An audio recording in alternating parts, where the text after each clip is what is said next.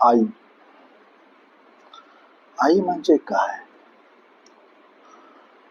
ती आई जी 9 महिने 9 दिवस आपल्या बाळाला आपल्या पोटात ठेवते.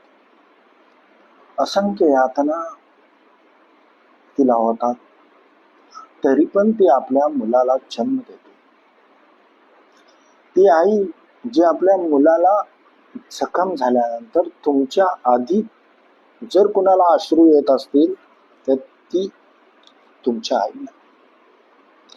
ती आई जी पूर्ण स्वयंपाक बनवते, पण आपला परिवार जेवल्यानंतर त्याच्यानंतर ती जेवते, म्हणूनच तिला तर आई म्हणतात. आपलं कुटुंब गरिबीत नको म्हणून काबाड कष्ट करून रात्रंदिवस मेहनत करून आपल्याला घराला सावरते, तीच त्या घराची आई असते, तीच आपली आई असते. एखादं संकट आलं, आर्थिक संकट आलं आपल्यावर,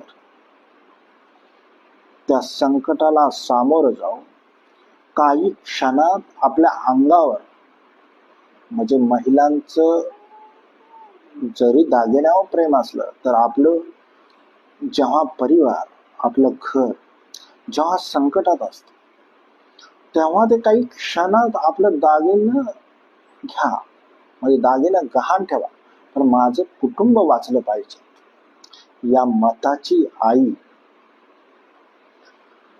ती आई आपल्याला कधीच कळणार नाही आणि कळली पण नाही. कारण ती आई, भूक लागलेली असते आईला, पण आपलं बाळ जेवलं पाहिजे, आपला मुलगा जेवला पाहिजे, आपला परिवार जेवला पाहिजे, हीच तिच्या मनात इच्छा असते. मग ती कधी कधी म्हणते भूक लागलेली असते, तरी पण ती म्हणते की मला भूक नाही. त्यालाच आई म्हणू शकतो. ती आई जी वर्षभर तुटलेलं फाटलेलं चप्पल घाली, पण आपल्या परिवाराला किंवा आपल्या मुलाला चांगलं शूज, ब्रँडेड कंपनीचं शूज आपल्या कष्ट केलेल्या पैशातून देऊ शकते, पण ती स्वतः फाटलेलं शिवून घालेल, पण ती नवीन घेणार नाही. पण आपल्या मुलाला ब्रँडेड कंपनीचं शूज देईल. त्यालाच तर आई म्हणतात. आई ही देवाचं रूप असते.